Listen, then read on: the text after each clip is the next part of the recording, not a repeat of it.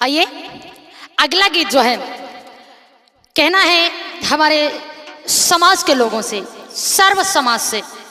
मेरे भैया,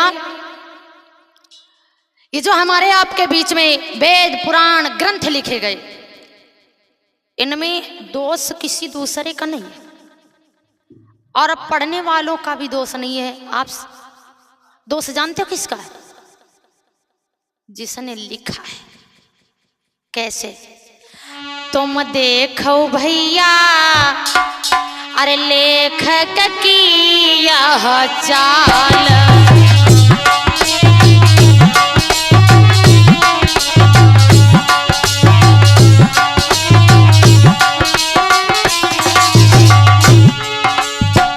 क्योंकि जहां न जाए रवि हुआ जाए, जहां सूर्य की किरणें नहीं पहुंच सकती वहां कवि की कल्पना पहुंच सकती।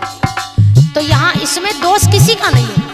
ये तो जो कवियों ने, लेखकों ने गप्पे गढ़ करके रख दी, वही हमारा समाज पढ़ रहा है, इसका भी दोष नहीं है। मेरे भैया, बहुजन समाज के लोगों, जागो और जगाओ।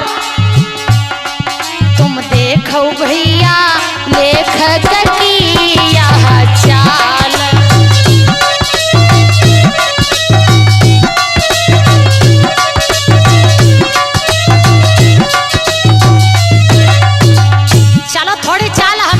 चले लेखक ने कैसी कैसी चाल चली।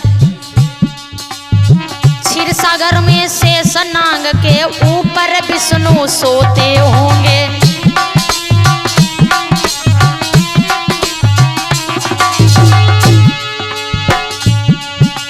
क्षीर सागर में शेष नाग के ऊपर विष्णु सोते होंगे, उनकी नाभि से कमल हुआ जिससे ब्रह्मा उपजाए होंगे। क्षीर सागर में शेषनाग के ऊपर विष्णु भगवान सोए रहे,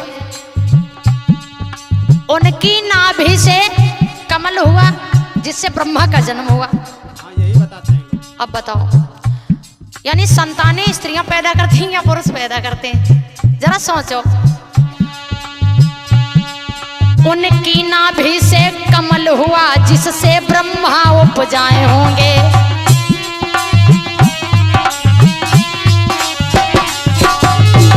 और इतना ही नहीं लिखा है, ब्रह्मा के मुख चारि हुए फिर कैसे वो सोते होंगे।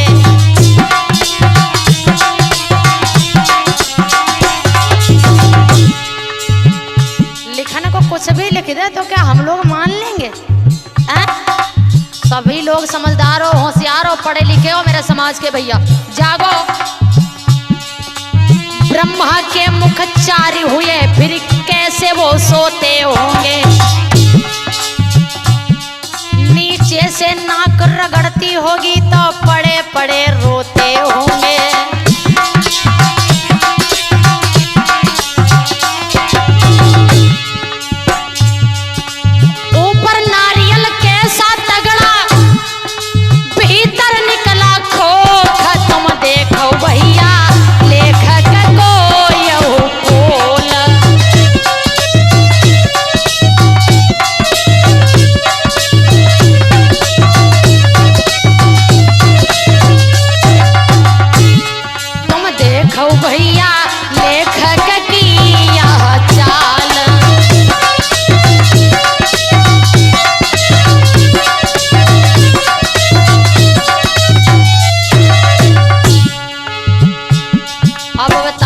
चार मोड़ वाले को पैदा कर दो, एक एक मोड़ वाले जब पैदा होती तब सब घूमिया होते। और इतना ही नहीं, और सुनो, सहस्रा बाहु की 100 भुजा कुर्ता कैसे पहना होगा।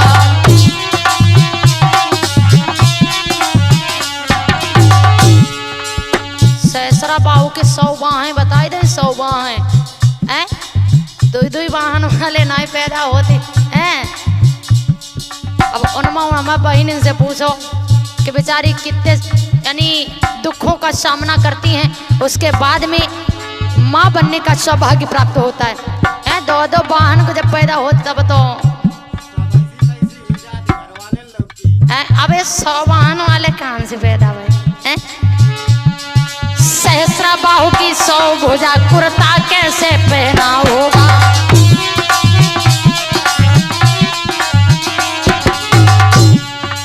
अब समस्या आवत कि इन्हें कुर्ता कैसे बनवा? देश विदेश के दर्जी सब कुर्ता सिलने आए होंगे।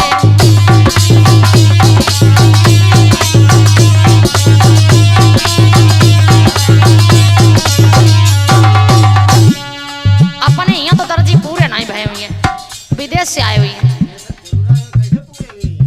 100 बाएं थी, कोई नापे कोई काटे कोई बैठा सिलता होगा।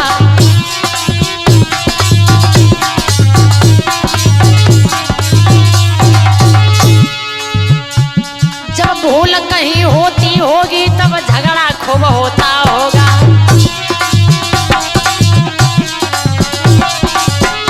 और कुर्ता सिलकर पहना होगा तब पड़ती हुई है झोल। तुम देखो भैया लेखक को यह बोल।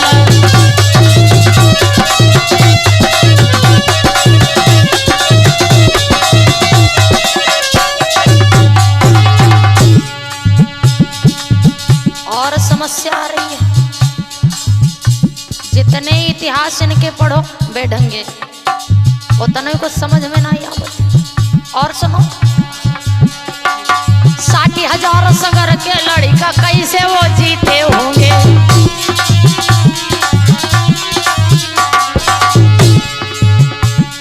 राजा सगर जब कथा सुनाई जा रही तो राजा सगर की कथा सुनाई जा रही।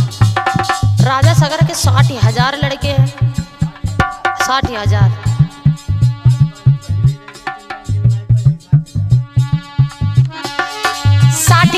सगर के बेटा कैसे वो जीते होंगे?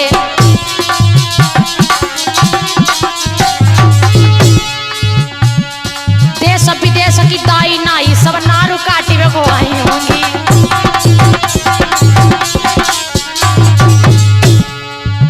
अब अगर के हमारे यहाँ तो पूरी नाई भई हुई है, तो विदेश से बुलाई गई हुई है जिन्हें मतलब आज के जमाने में नर्स बोलते दाई। तो नहीं पता 60,000 ने कैसे कटे। पता ना जाने फरुआ चले कि खरुआ चले। औरत क्या वो लड़की थी जो अंडा 1000 देती होगी? अब राजा सगर की जो दुल्हन आती, अब का औरत आती कि मछली आती कि मेढक आती नहीं समझ में आवती। औरत क्या वो लड़की थी जो अंडा 1000 देती होगी?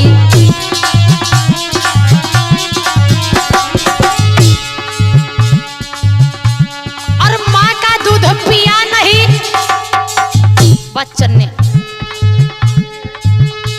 और माँ का दूध पिया नहीं का पिया जाए पाताल। तुम देखो भैया लेखक की यह चाल।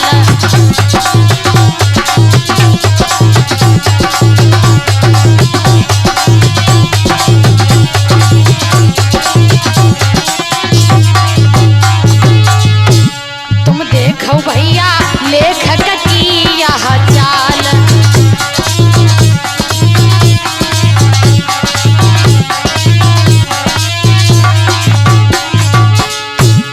तो जरा इन लेखकों और कवियों से जरा होशियार रहो। इन्हीं बेढंगे लेखकों ने पता नहीं कैसी कैसी गप्पे गढ़ करके रख दी। तुम देखो भैया लेखक